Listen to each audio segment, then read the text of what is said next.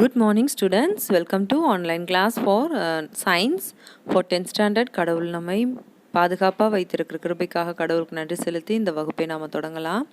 In today's class we are going to get clear about transportation in plants and circulation in animals. So இன்றைக்கி வகுப்பில் தாவரங்களின் கடத்துதல் மற்றும் விலங்குகளின் சுற்றோட்டம் பற்றி பார்க்க போகிறோம். We all know that all multicellular organism is made up of millions of cells. Where do the cell get nutrients and energy? It gets nutrients and energy through food we eat. It gets energy by breakdown of glucose. The cells utilize the energy and govern various vital activities of life.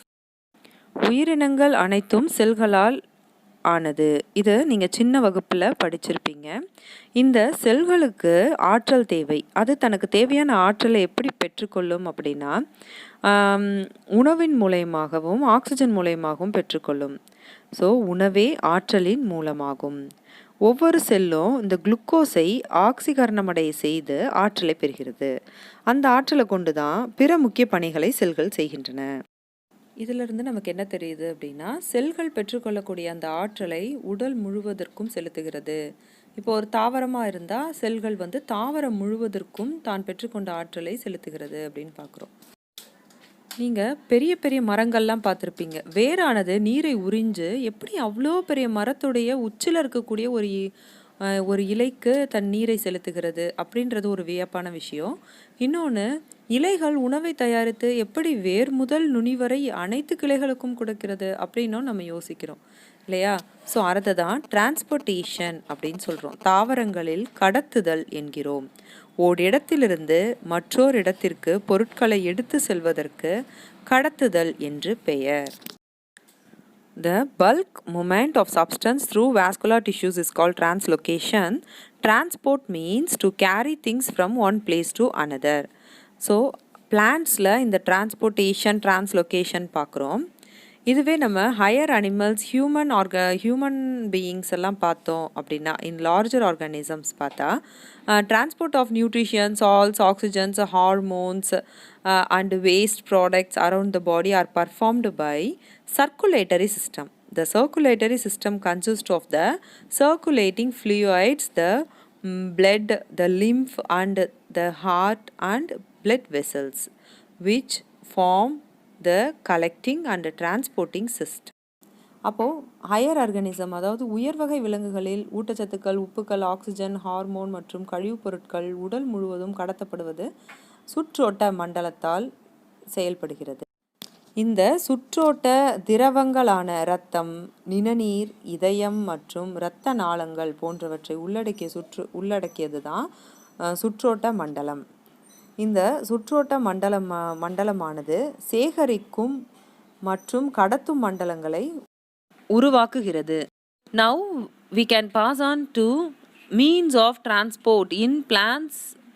The transport of material in and out of cells is carried out by diffusion and active process. So தாவரங்களில் கடத்தும் முறைகள் பரவல், செயல்மிகு கடத்துதல் போன்ற முறைகளால் நடத்தப்படுகிறது.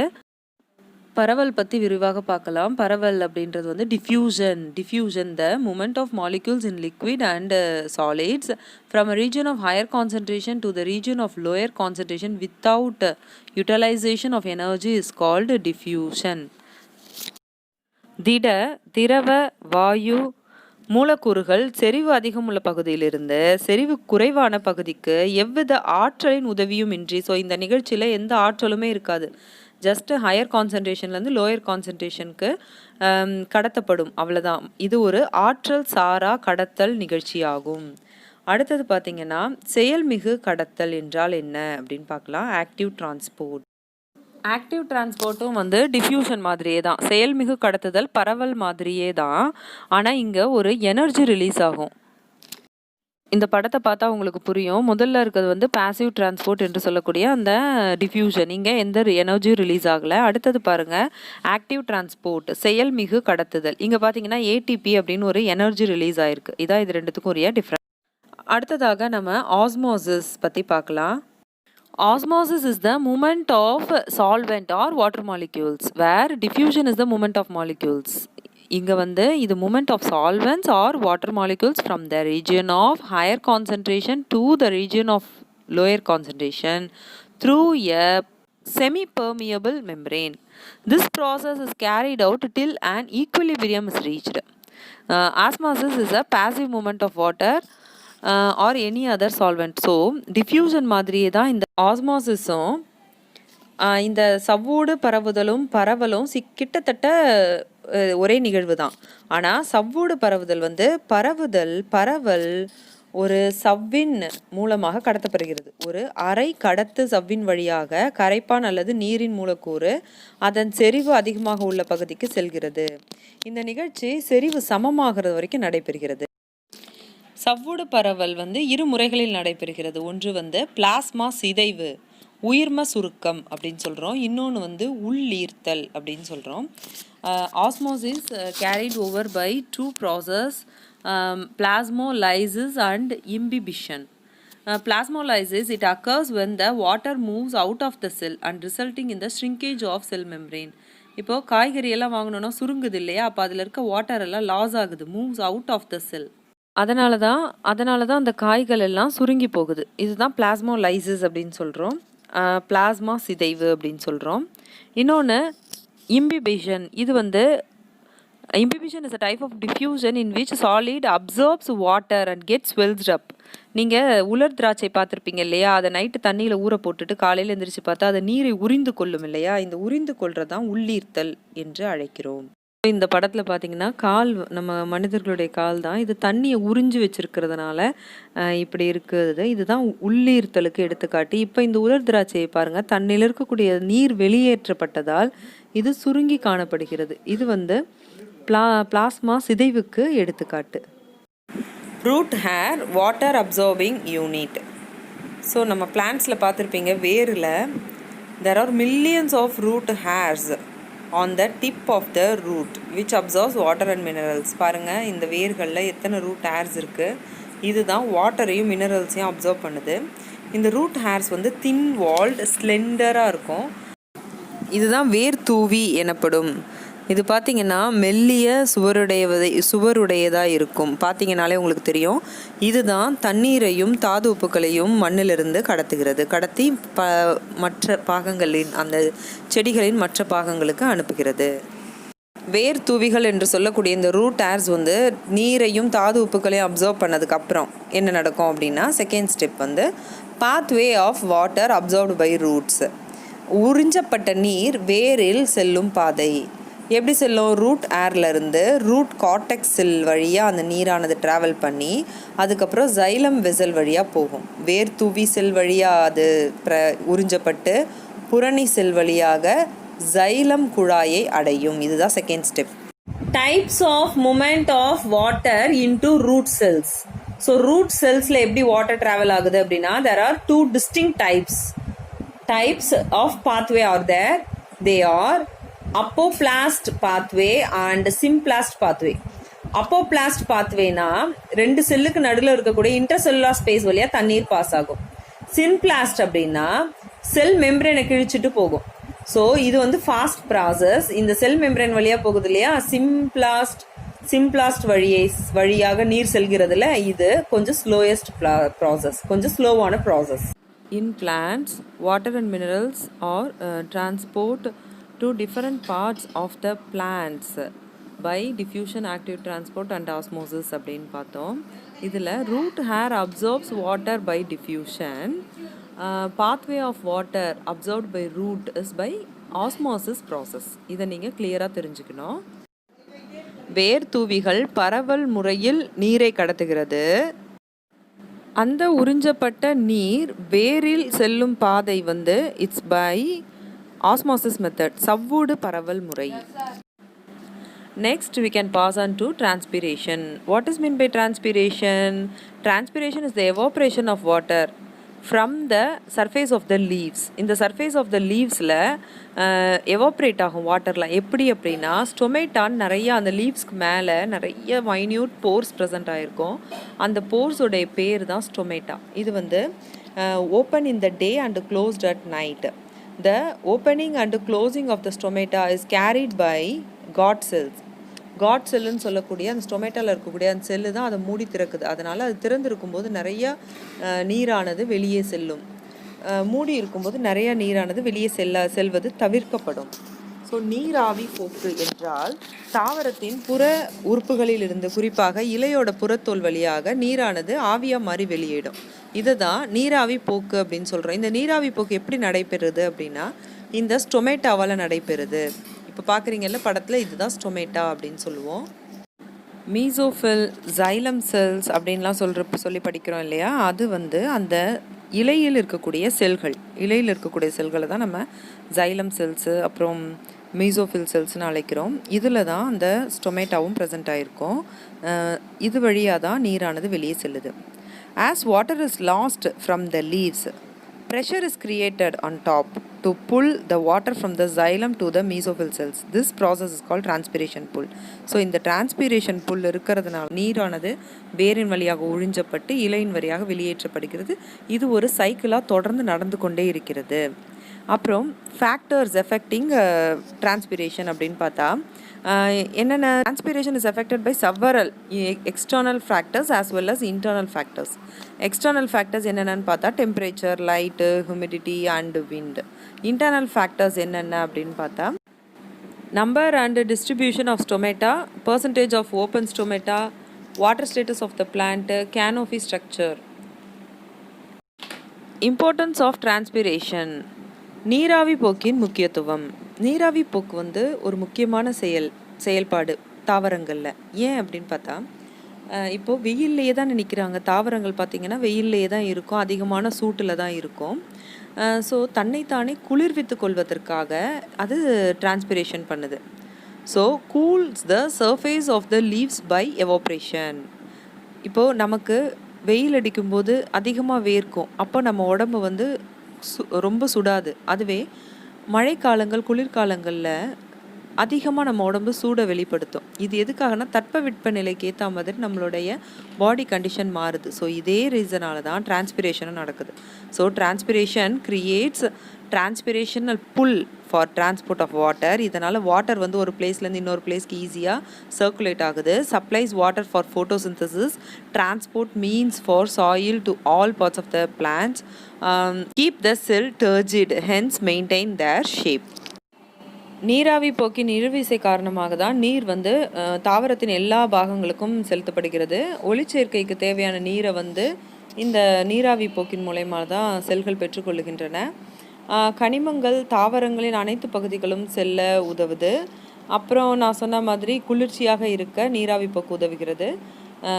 செல்கள் விரைப்பு தன்மையுடன் இருக்க செய்கிறது. இதனால் அவற்றின் வடிவமும் மாறாமல் இருக்குது. Now we can pass on to root pressure, வேர் அழுத்தம். As ion is absorbed by the root of plants, with the ion the water also moves and increases the pressure inside the xylem. This pressure is called root pressure, and this pressure is responsible for pushing water to height of the stem. தண்ணியில் உள்ள கனிமங்களை வேர் கடத்தும் போது அது கூட தண்ணீரும் கடத்தப்படுவதால் திசுக்களில் ஒரு அழுத்தம் ஏற்படும். அதை தான் வேர் அழுத்தம் அப்படின்னு சொல்கிறோம். நெக்ஸ்ட் ஸ்டெப், கனிமங்களின் உள்ளெடுப்பு, அப்டேக் ஆஃப் மினரல்ஸ். ஸோ எப்படி மினரல்ஸை உள்ளெடுக்குது? Plants depends on minerals from soil for their nutritional requirement. இது எல்லாருக்குமே தெரியும், மினரல்ஸால் தான் பிளான்ட்ஸ் நல்லா வளருது அப்படின்னு. So all minerals cannot be absorbed passively by the roots. Some minerals மட்டும்தான் அப்சர்வ் பண்ண முடியும். அதுக்கு ரெண்டு ஃபேக்டர்ஸ் இருக்குது. ஒன்று, minerals present in the soil as charged particles. அயான்ஸாக ஃபார்ம் பண்ணி மட்டும்தான் அதால் மினரல்ஸ் எடுத்துக்க முடியும். அயனிகளாக ஃபார்ம் பண்ணி தான் அதால் கனிமங்களை எடுத்துக்கொள்ள முடியும். அடுத்து, concentration of minerals in the soil is usually lower than the concentration of minerals in the root. So மண்ணில் உள்ள கனிமங்களின் செறிவு வேர்களின் செல்களில் உள்ள செறிவினை விட குறைவாக இருக்கணும். அப்படி இருந்தால் தான் வேரால் கனிமங்களை உள்ளெடுக்க முடியும். எனவே பெரும்பாலான கனிமங்கள் வந்து ஆற்றல் சார்ந்த கடத்தல் மூலமாக தான் வேரின் புறத்தோல் சைட்டோபிளாசம் வழியாக உள்ளே நுழைகிறது. இதற்கு தேவையான ஆற்றலை வந்து ஏடிபியின் மூலம் அது பெற்றுக்கொள்கிறது. அடெனோசின் ட்ரைபாஸ்பேட்னு ஒரு எனர்ஜி சொன்னாலே அந்த எனர்ஜி மூலமா அது பெற்றுக்கொள்கிறது. So most minerals enter the root by active absorption through cytoplasm of epidermal cells. This condition need energy in the form of ATP and then it is transported to all parts. Translocation of minerals. கனிம அயனிகள் கடத்தப்படுதல். So கனிம அயனிகள் எப்படி கடத்தப்படும் அப்படின்னா, சில தாவரம் வந்து மூப்படைந்த உதிரும் நிலையில் இருக்கிற அந்த இலையில் உள்ள தனிமங்களை இளம் இலைகளுக்கு இடம்பெயர செய்யும். இந்த நிகழ்ச்சி வந்து இலையுதிர் தாவரங்களுக்கு பொருந்தும். ஃபாஸ்பரஸ், சல்ஃபர், நைட்ரஜன், அப்புறம் பொட்டாசியம் அது வந்து மிக விரைவாக இடம்பெயரும் தனிமங்கள். கால்சியம் வந்து எளிதில் இடம்பெயர்வதில்லை. சிறிதளவு தனிமங்கள் சைலம் மற்றும் ஃப்ளோயத்தினிடையே பரிமாறிக்கொள்ளப்படுகிறது. இன் deciduous plants, minerals are remobilized from older dying leaves to young leaves. Elements like phosphorus, sulfur, nitrogen and potassium are easily mobilized while calcium are not remobilized. Small amount of materials exchange take place between xylem and phloem. ஃப்ளோயத்தில் கடத்துதல், phloem transport. So ஃப்ளோயமில் எப்படி transportation நடக்குது அப்படின்னு பார்க்கலாம். Students, ஒரு விஷயத்த நல்லா ஞாபகம் வச்சுக்கணும். பிளான்ட்ஸை பொறுத்த வரைக்கும் நம்ம அடிக்கடி ஃபெமிலியராக யூஸ் பண்ணுற வேர்ட்ஸ் வந்து சைலம், ஃப்ளோயம், மீசோஃபில் இதெல்லாம் பிளான்ட்ஸுடைய இன்டர்னல் செல்ஸ். இதில் சைலம் கண்டக்ட்ஸ் வாட்டர். சைலம் வந்து நீரை மட்டும்தான் கடத்தும். Phloem conducts food. ஃப்ளோயம் வந்து உணவை மட்டும்தான் கடத்தும். ஸோ இப்போ நம்ம ஃப்ளோயத்தில் கடத்துதல் எப்படி நிகழ்கிறது என்று பார்க்கலாம். இலைகள் மூலமாக தயாரிக்கப்பட்ட உணவானது வந்து ஃப்ளோயத்தின் வழியாக தான் கடத்தப்படணும்.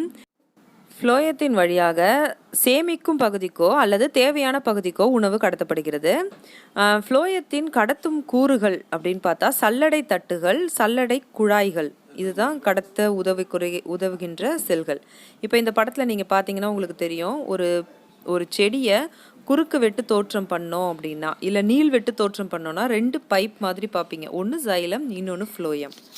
ஃப்ளோயத்தில் உணவு இடம்பெயர்வது மேல் நோக்கியோ அல்லது கீழ் நோக்கியோ இருக்கலாம். இரு திசைகளிலும் நடைபெறுகிறது. ஆனால் சைலமை பொறுத்த வரைக்கும் மேல் நோக்கி மட்டும்தான் இருக்கிறது. ஒரு திசையில் மட்டுமே இடம்பெயர்கிறது. Synthesized by the leaves or transported by phloem either to the requirement area or to the stored area. Phloem tissues அப்படின்னு பார்த்தா sieve tubes which have sieve plates in it. Cytoplasm strands possess pores of sieve plates.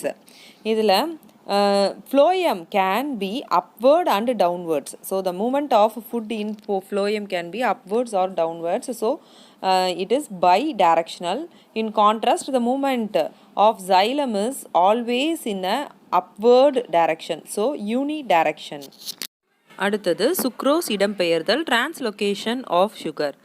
So in glucose, in plants, glucose prepared by photosynthesis is converted into sucrose. Sucrose moves into companion cells, then into living phloem sieve tube cells by active transformation process. This produces hypertension condition in phloem. Water in xylem moves phloem by osmotic pressure. By active transportation, sucrose moves into cells and stored. ஒளிச்சேர்க்கையின் மூலம் உருவான glucose வந்து சுக்ரோஸாக மாற்றப்படுது. அப்புறம் sucrose வந்து முதலில் ஃப்ளோயத்தின் துணை செல்களுக்கு கடத்தப்பட்டு பின்பு ஆற்றல் சார் கடத்தல் மூலம் சல்லடை குழாய்க்குள் நுழைகிறது.